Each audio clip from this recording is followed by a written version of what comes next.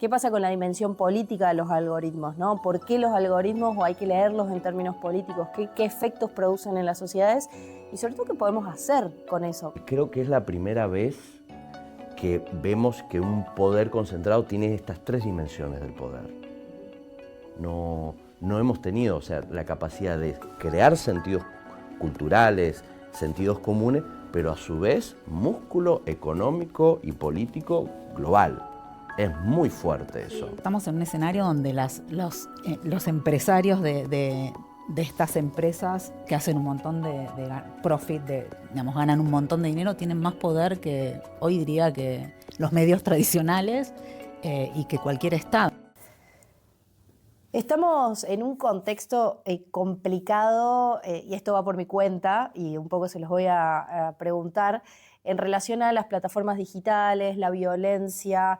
En este momento en particular en Argentina es un issue que estamos hablando particularmente sobre qué pasa en las redes sociales y cuál es el impacto en la construcción democrática de nuestro país en este caso y en general de todos los países del mundo, porque creo que no es una situación específica de Argentina, creo que es un poco más grande. Así que gracias por conversar conmigo, para contarme todo lo que saben sobre estos temas. Por un lado está Matías Bianchi, que es doctor en Ciencia Política, especializado en Tecnopolítica y además es el director ejecutivo de Asuntos del Sur. Gracias por compartir conmigo todos estos conocimientos que tenés y todo tu trabajo. Y Mariela Belsky, que es directora ejecutiva de Amnistía Internacional y es abogada especializada en derechos humanos. Gracias por desburrarme con todo esto que vamos a empezar a charlar.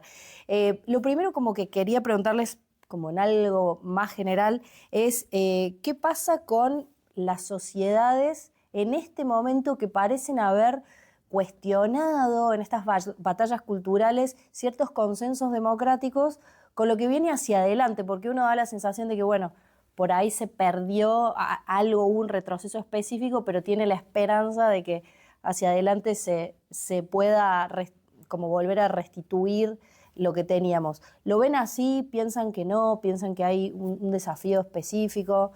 ¿Qué es lo que piensan de lo general? Bueno, ¿te parece? Arranco yo porque justo tenemos una investigación al respecto que nos llama mucho la atención, donde mapeamos a nivel mundial los indicadores de Bidem, que es un sistema de indicadores de democracia y que muestra los retrocesos que estamos teniendo. Pero lo preocupante que nosotros encontramos es que en 1994 los países que retroceden no rebotan. O si rebotan es como una pelotita que rebota y cada vez menos. O sea, lo que se degrada es difícil de que se reconstruya. Ese es exactamente el mensaje. El capital, que me parece que es lo que a nosotros nos preocupa mucho, que no es que estamos en un péndulo. Lo que vemos ahí es que hay un capital democrático que cuesta décadas, en Argentina que costó todo el siglo XX, tratar de encontrar reglas, formas, construir instituciones, consensos sobre cómo organizarnos, bien o mal, porque teníamos un montón de problemas, pero todo eso, ese capital, cuando es mucho más fácil destruirlo que reconstruirlo. Entonces esa para nosotros es una enorme alerta, y lo vemos en Argentina, pero lo vemos alrededor del mundo. ¿Qué pensás vos, Mariela? Yo te doy mi perspectiva más en términos de derechos y derechos humanos. Nosotros lo que estamos viendo más a nivel internacional, al ser una organización internacional, es que hay patrones de comportamiento autoritario en algunos países que se coinciden y se repiten. Por ejemplo, Hungría, Turquía, Estados Unidos, Argentina, líderes como Trump, como Milei, como Duterte, como bueno, me olvidé ahora el nombre del Erdogan, como que tiene una característica muy similar y que aparecen en el escenario político dando básicamente una batalla cultural en donde ponen en jaque todo el avance y el reconocimiento de derechos, o cualquier constitución que reconozca derechos, o cualquier norma que reconozca derechos, como que una de las banderas de estos líderes muy características es como como si fuera una receta que repiten casi todos muy parecida en ir contra determinados derechos. Entonces, por ejemplo, bueno, libertad de expresión. Argentina es como un muy buen ejemplo de este ataque a periodistas tan contundente como acallar la voz de los disidentes o los que piensan diferente. Bueno, esta semana, ayer lo vimos en Estados Unidos, la ABC suspendiendo a un humorista que fue crítico de Trump. Y amenazando a otros. Y amenazando a otros, totalmente. Entonces, tema libertad de expresión lo vemos en Hungría también, las mismas estrategias. Género y diversidad es otra agenda sumamente atacada. Hay como una avanzada sobre los derechos de la comunidad LGBT y de las mujeres. Lo vemos, bueno, acá claramente Davos, Milei diciendo, cuestionando la existencia de la despenalización, legalización del aborto que se consagró en 2020 en Argentina. Y después tenés en Hungría hace 3 meses una prohibición de marchar a la comunidad LGBT, que salió toda la comunidad LGBTIQ+ a marchar y llenaron las calles de Hungría. Pero vemos como un lenguaje muy parecido, diría como muy en resonancia de este libro, Los Ingenieros del Caos, muy en... Es que es un toolkit. Es un toolkit. Es un toolkit, efectivamente, de hasta estética, porque ahora vieron que Milei usa el león y estas gráficas de 3D. Si vos ves, Orbán usa lo mismo. Él no es el león, es como un maestro ninja. Pero son las mismas teclas que van tocando. Y es impresionante cómo estamos justamente haciendo un trabajo y tuvimos acceso a una base de datos de una investigación que han sistematizado 40.000 momentos de cooperación de la internacional y liberal, sería. Sí. 40.000, que van desde cuestiones geopolíticas, de vamos contra el pacto del futuro, pero hasta compartir community manager, estrategias y los trolls de la India operando acá y Orbán financiando a Vox o invitando a CPAC, a Bukele, o sea, todo ese tipo de cosas. Y una de las cosas interesantes que se da es que antes era como el Axis of Evil, que la Corea, Venezuela, China, Rusia. Ahora viene de Estados Unidos, Europa, donde está habiendo plata, coordinación, logística, inteligencia, y eso es bien preocupante porque eso es bastante nuevo en ese volumen de dinero. Yo ahí tengo 2 preguntas que se me ocurren inicialmente. La primera es, ¿por qué ustedes o qué teorías tienen ustedes o qué análisis pueden hacer respecto de por qué esta narrativa tiene algún apoyo social en estas sociedades? Porque no es que son unos locos que están gritando en una esquina y nadie les presta atención, sino que tienen apoyo popular en sociedades tan disímiles como las que vos nombraste recién, Mariela, de las que estamos hablando. Y por otro lado, como algo que me genera mucha duda, se las hago después más en extenso, es cómo se construyen, y es un poco esa la idea también de esta conversación, algunas estrategias defensivas respecto a esos avances, porque es realmente más feo vivir en sociedades que son tan agresivas, ¿no? ¿Cuál es la finalidad de vivir en una sociedad así? Pero primero, ¿por qué creen que este tipo de narrativas, este tipo de batallas culturales tienen soporte o tienen apoyo popular? Yo te puedo contestar, tengo como 2 reflexiones. La primera es un ejemplo concreto de Argentina con relación a la agenda de género, puntualmente, y diversidad. Primero, digamos, en Argentina lo que pasó diría desde el 2018, casualmente no es en un gobierno peronista, sino en el gobierno macrista, donde se pone muy en agenda el tema de despenalización, legalización del aborto, donde se le da mucha centralidad a raíz de ese tema a la agenda de género. Ya se había avanzado mucho en lo que son derechos de las mujeres, ¿no? Educación sexual integral, ley de salud sexual y reproductiva.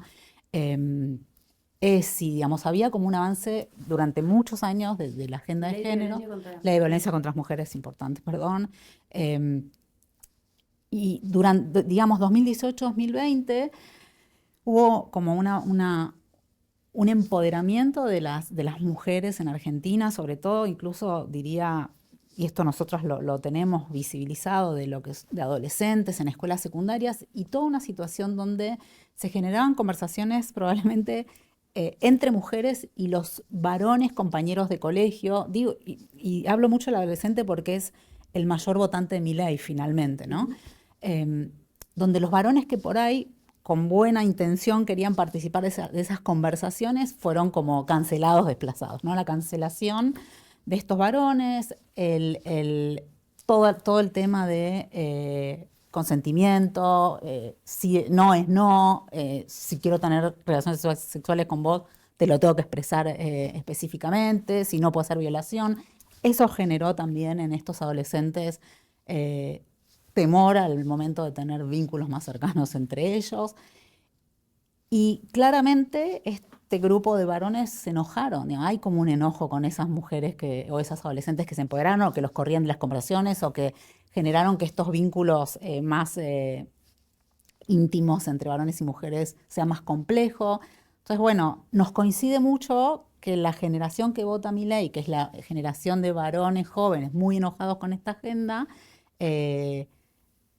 son estos chicos, digamos, coincide Y lo mucho. único que representa ahí, esa es la pena, ¿no? Que lo único que está representando ese enojo, conduciendo esa frustración, es alguien que representa la misoginia absoluta. Absoluta. En cambio, en vez de tener representantes que sean líderes más positivos o varones más positivos, a donde expliquen por qué es importante no ser misógino, por ejemplo, ¿no? Creo que ahí hay una culpa también que tienen que hacer Quiero sumar algo ahí, los varones. porque lo que yo creo es donde está la importancia y la construcción de esos relatos y puede haber avance del feminismo, retroceso de estas masculinidades o la fragilidad de esas masculinidades.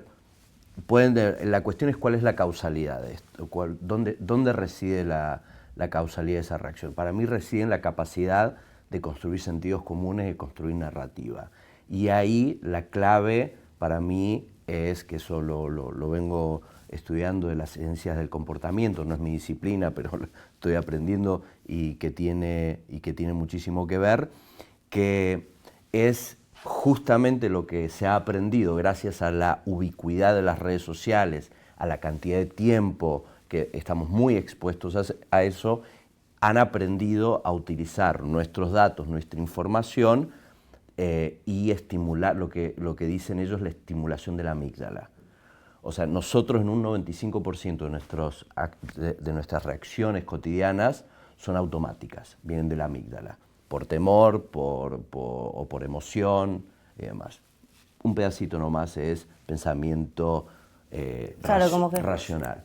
Lo que aprendieron es que si yo te estoy estimulando y te estoy mostrando que los políticos son corruptos, o que los inmigrantes están violando, o que las mujeres manifestando sus derechos son feminazis, si yo te estoy, y vos además hay un proceso estructural de una pandemia, de un retiro de derechos, de crisis económica, hay factores estructurales, pero yo te estoy mostrando que ese el problema no es el modelo económico, claro, te estoy de desigualdad. No, el problema son las mujeres que se pasaron 3 pueblos. Claro. No, el problema son los políticos que se la robaron toda.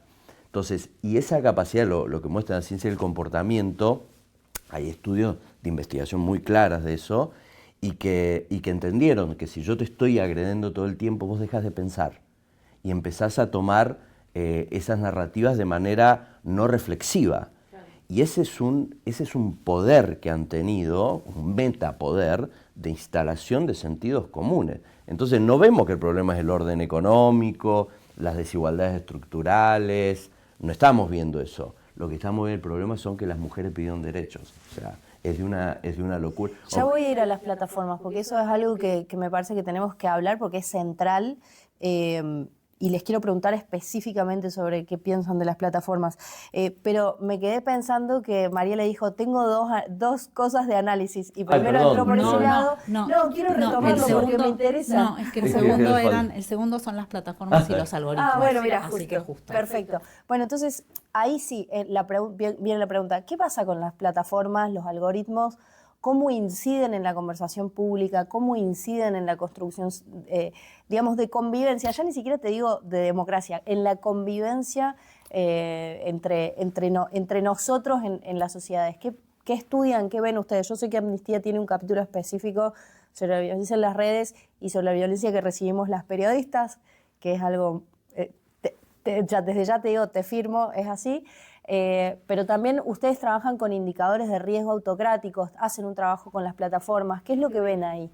Bueno, la realidad es que volcamos cada vez más nuestras vidas cotidianas ahí. Tenemos nuestros vínculos afectivos, nuestro trabajo, nuestro ocio. O sea, pasamos como sociedad, hace 10 años pasamos un promedio de unos 60 minutos frente a la pantalla, hoy el promedio se ha triplicado.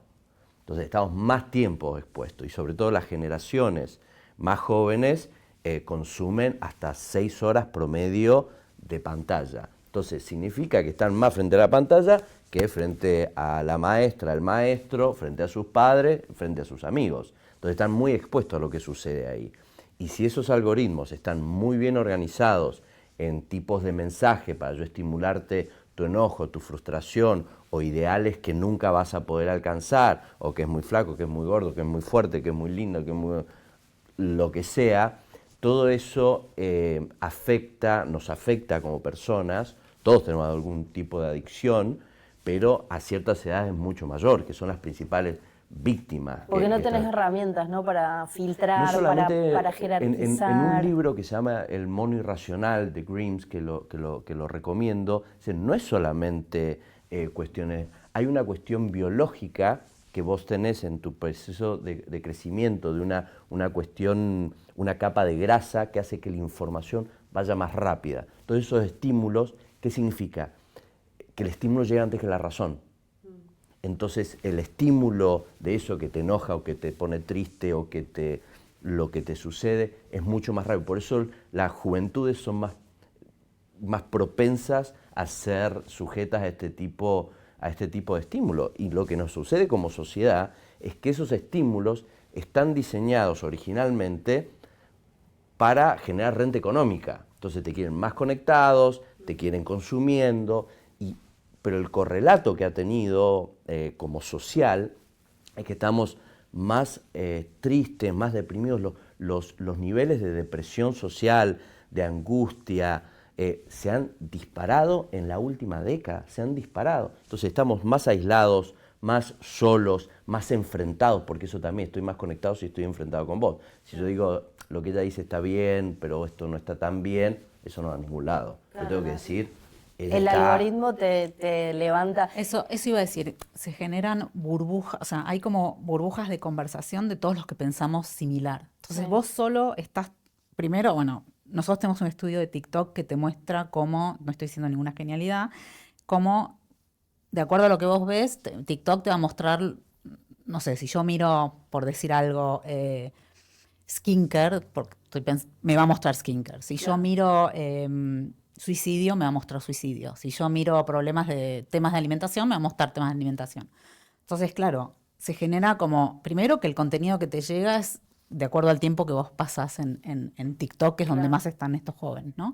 Pero también es como una burbuja, es como vos solo ves lo que a vos te interesa, entonces, si te interesa los varones misóginos, vas a estar todo el tiempo viendo información de los varones misóginos.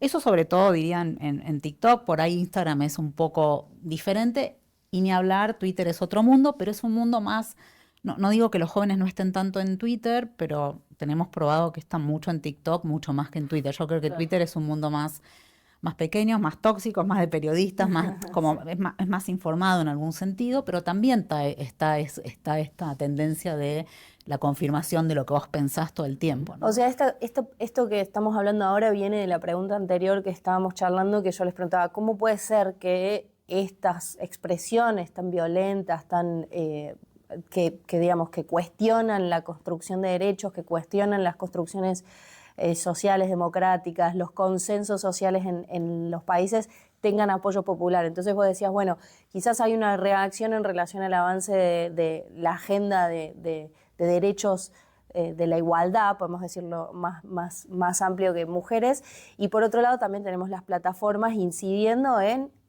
o encerrándonos en esas burbujas a donde nos siguen dando contenido relacionado a lo que estamos queriendo ver o lo que pensamos. Y ahí la pregunta es, ¿qué pasa con la dimensión política de los algoritmos, ¿no? ¿Por qué los algoritmos, o hay que leerlos en términos políticos? ¿Qué efectos producen en las sociedades?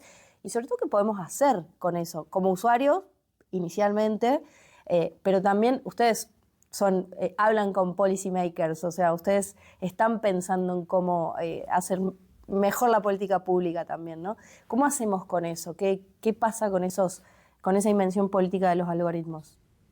Hay una dimensión, primero, que es económica. Es el dominio, porque además cuando hablamos los algoritmos, hay veces que habla, igual que se habla con de inteligencia artificial, la fetichizamos, ¿no? Es una cosa. No, estos son plataformas que además son de un puñado de empresas en el mundo occidental y de un puñado de empresas en China y eso, o sea, porque no es que el modelo chino es diferente, son modelos muy similares y son un puñado que generan ganancias y una acumulación económica que no se ha visto paralelo en el sistema capitalista moderno, no ha habido paralelo, con empresas que hoy ya tienen poder de un PBI de país grande, que podrían ser top 10, economía top 10 en el mundo, y que eso les da poder, ahí viene ese poder económico, les da poder político para incidir, financiar campañas, para contratar think tanks para que den opiniones sobre ellos, opiniones, hacer podcast, financiar universidades, etcétera, pero también hacer lobby en Washington, en Bruselas, para manifestar, cambiar eso. Y el tercer poder es el que veníamos hablando, que los algoritmos. Es una tercera, pero lo que tienen, que a mí lo que me parece, por eso es tan importante políticamente, es porque creo que es la primera vez que vemos que un poder concentrado tiene estas tres dimensiones del poder. No hemos tenido, o sea, la capacidad de crear sentidos culturales, sentidos comunes, pero a su vez músculo económico y político global. Es muy fuerte eso. Sí, pienso automáticamente, ya paso a vos, Mariela, pero pienso automáticamente la reacción de Twitter o X con respecto a Brasil y el enfrentamiento que tuvo con Lula, ¿no? O sea, como que ahí específicamente pasándose por encima, exacto, la regulación de un país, como diciendo, mira, a mí la verdad es que no me importa lo que vos digas, yo voy a hacer lo que quiera, estoy en otro país. Es como, ahí en ese ejemplo veo claro las tres dimensiones de las que hablabas. ¿Qué pensás vos, Mariela? No, sumado a lo que él dice, antes vos tenías el Estado, los estados como el poder uno, por decirlo de algún modo. Las empresas mediáticas siempre fueron el tercer poder, digamos, era como ¿no? El periodismo y las empresas periodísticas, pero estamos en un escenario donde los empresarios de estas empresas que hacen un montón de profit, digamos, ganan un montón de dinero, tienen más poder que, hoy diría, que los medios tradicionales y que cualquier Estado. Entonces, es muy difícil, vos preguntás qué se nos ocurre, cómo podemos trabajar básicamente, para que se regule y se limite de alguna manera este negocio, porque nosotros en las organizaciones, por lo menos de derechos, el tema de la limitación de la libertad de expresión nos genera un montón de ruido, pero es cierto, y esto quede claro, que el derecho a la libertad de expresión no es absoluto, que tiene límites y que, bueno, cuando vos tenés empresas tecnológicas como estas, que el uso de estas empresas genera un daño en los derechos de las personas. Para dar el ejemplo más inocente, si querés, ¿cuántos niños se han suicidado por haber seguido una cuenta en Twitter que los desafiaba al suicidio?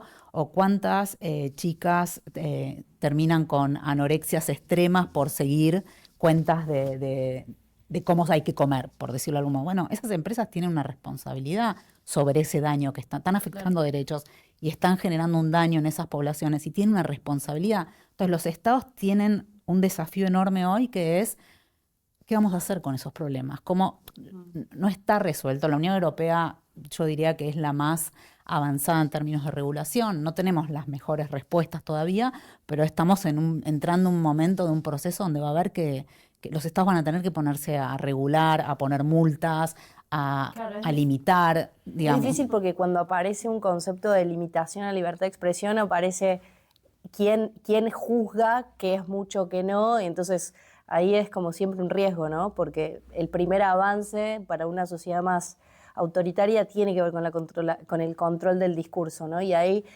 me quedo con el pie perfecto para preguntarte sobre, ustedes tienen en particular en Asuntos del Sur un índice o una metodología para medir los riesgos específicamente relacionados a autoritarismo y demás. Sí, pero me puedo meter un poquito, Sí, obvio.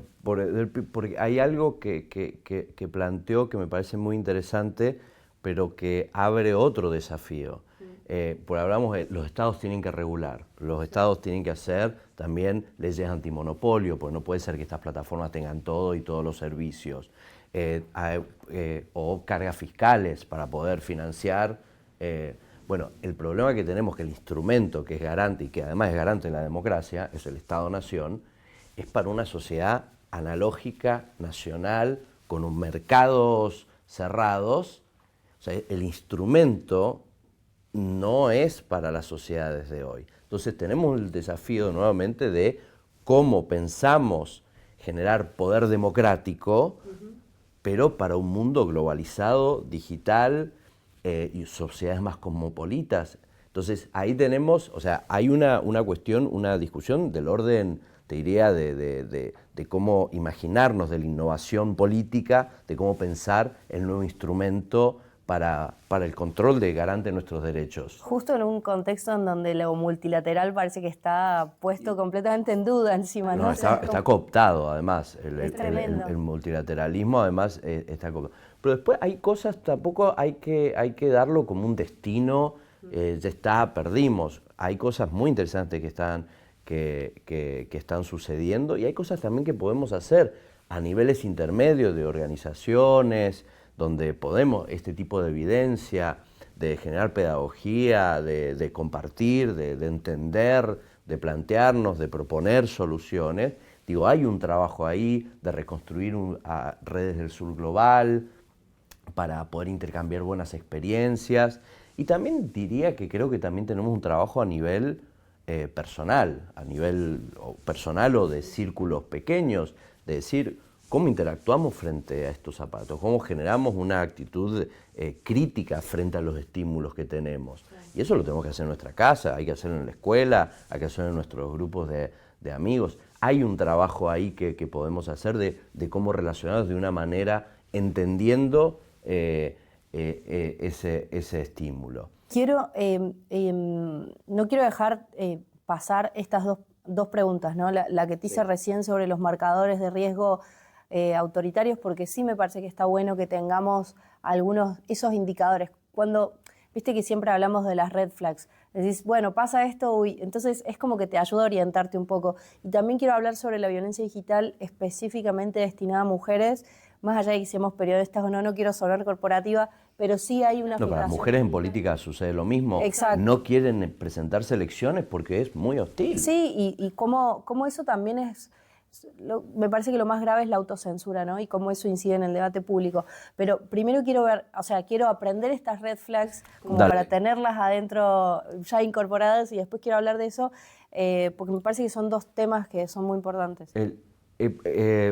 De alguna manera estos marcadores es un sistema, una metodología que hemos desarrollado que responde a la primera pregunta, del capital democrático que se va erosionando. Sí. Algo que vimos, y lo vimos, hay un libro muy conocido, que Cómo mueren las democracias, de Ziblatt y Levitsky, y que dicen las democracias ya no vienen como antes, no mueren con tanques de guerra y señores de militar y que rompen todo. Ahora mueren de tipos electos, y lo peor de todo es que encima son populares cuando lo hacen. Claro. Entonces, ¿qué es lo que sucede? Lo que nosotros, utilizando las dimensiones de ese libro, hicimos un sistema de medición para el caso argentino, el primer año de Milei, de cómo iban erosionando, qué significa el respeto de los principios constitucionales, de la violencia pública frente a oponentes, o la tolerancia de la violencia en la arena pública distintos elementos. Y entonces hicimos un sistema de indicadores por el IDES, tratar de marcar es como, viste, como el ejercicio de la rana, que no te agarre, viste, que si la pones agua caliente salta. Si vos ves un militar que viene el coso, saltamos todos. Pero si te van desgastando el poder judicial, el debate público, la violencia, digo, se te va levantando. Entonces la idea es ir marcando esto, la temperatura del agua con esto. Y fue bien interesante que ahora de hecho lo estamos implementando en este momento en Colombia, en Ghana, en España y otra serie de países para poder tratar de entender esto, de que podamos ver porque cada país es diferente, cómo va levantando esa temperatura y que podamos generar comunidades de práctica para intercambiar cómo podemos dar respuesta a esto. Claro, que te dé una escala, está bueno eso siempre llama la atención. ¿Qué pasa con la violencia en general en las plataformas? La verdad es que hicimos este estudio Muteadas el año pasado, que más o menos hacía como un relevamiento de más de 400 periodistas, básicamente desde que termina el gobierno de Alberto, empieza el de Milei, y las agresiones online que recibían, y que está muy ligado a esto que yo describí antes, ¿no? Como este crecimiento de todo el feminismo, y bueno, vino como esta etapa, en inglés es el backlash, ¿no? Es como que pasa y que es inevitable, y esto afectó también a las periodistas feministas, sobre todo que trabajaban temas vinculados a género. Entonces, cuando aparecen todos estos varones tan empoderados, sobre todo en X, en Twitter, tienen como target específico a las mujeres periodistas y a las mujeres que tenían una trayectoria en visibilizar los temas de mujeres y de género.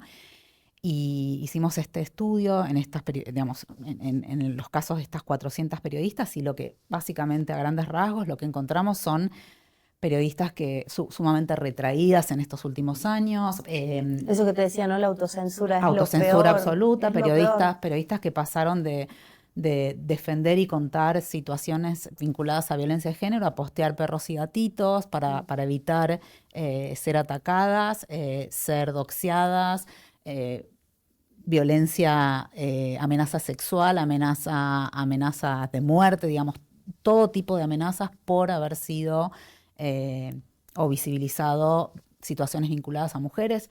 Tenemos dos casos específicos que llevamos a la justicia de periodistas que fueron, a las que se les inventaron situaciones específicas que estaban vinculadas a casos y que tenían que ver con esos casos y no tenían nada que ver, pero eso terminó con periodistas que quedaron fuera de sus trabajos, o sea, perdieron sus trabajos, editoras de género que en el momento donde, en 2018, 2019, 2020, donde hay toda esta ebullición de la agenda de género, se nombran periodistas de género en más de 8 medios en todo el país, y cuando deja de ser profit y deja de ser relevante, se las despide, y hoy tenemos casi menos de 4 que quedan, pero con condiciones laborales muy endebles. Es como, digamos, como censurar y haber callado una voz súper relevante, muy pequeña, porque no es que eran un montón de periodistas en el país, era un grupo bastante pequeño de periodistas que habían alzado la voz para visibilizar estas cuestiones vinculadas a mujeres y a diversidades, que fueron totalmente censuradas y calladas, y que realmente por una cuestión de miedo, seguridad, salud mental, se corrieron de las redes para autocuidarse, digamos. Lo bueno de eso, yo siempre veo el lado positivo, es que seguimos estando, aunque estemos por ahora un poquito calladas, seguimos estando, seguimos generando vínculos, seguimos generando cosas, que eso es lo que no entienden, y para mí es lo más positivo, porque en algún momento vamos a volver a hablar, porque ya saben, ¿no?, que la palabra no la vamos a ceder nunca. Entonces, seguimos ahí a pesar de esa violencia. No quiere decir esto que la violencia nada que ver, pero digo...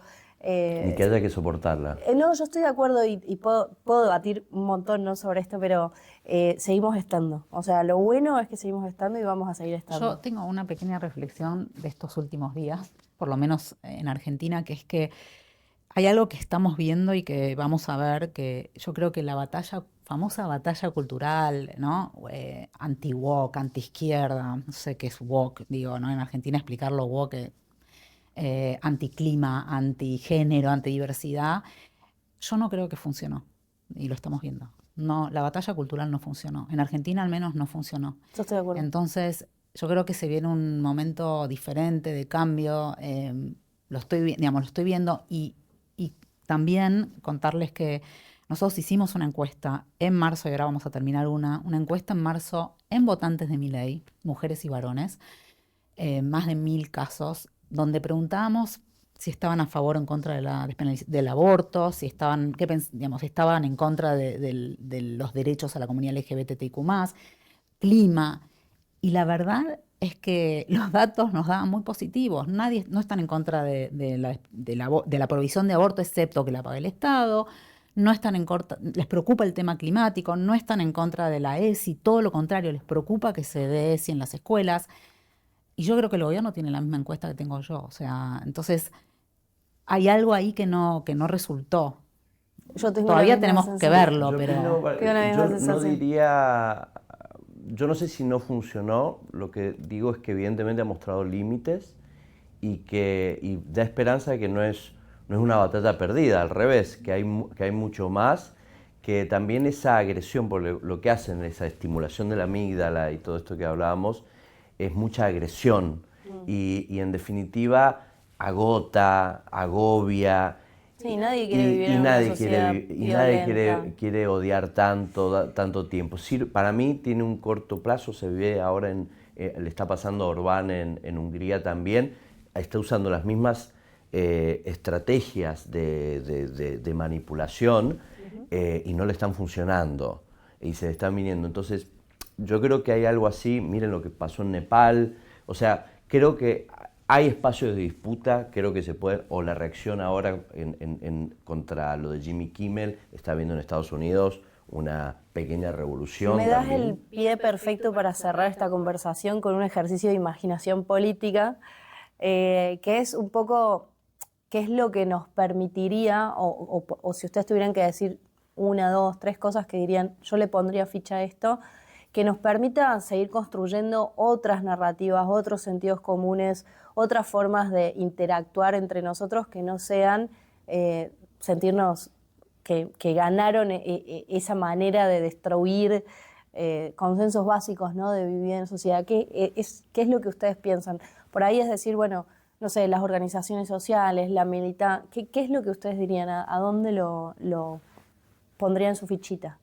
Yo lo pondría en el encuentro, me parece que lo viejo funciona, lo analógico, vos ves la gente cuando se reúne, la alegría que tiene frente a la amargura de las redes, me parece que hay que juntar gente, me parece que... Volver a lo humano, al contacto humano. Somos mamíferos. Yo diría, sumado lo muy construido sobre lo que él está diciendo, hay algo de las redes, y lo dijo él también antes, hay como una cosa del vínculo con la red y con la nueva sociedad como muy individual, ¿no? La cosa muy individual, muy aislada, yo apuesto a lo colectivo. Yo creo que lo colectivo es como que también es abordando nos gusta oler, nos gusta juntarnos, nos gusta tocarnos, abrazarnos, nos gusta abrazarnos. Y ahí es cuando el algoritmo es kriptonita para el algoritmo.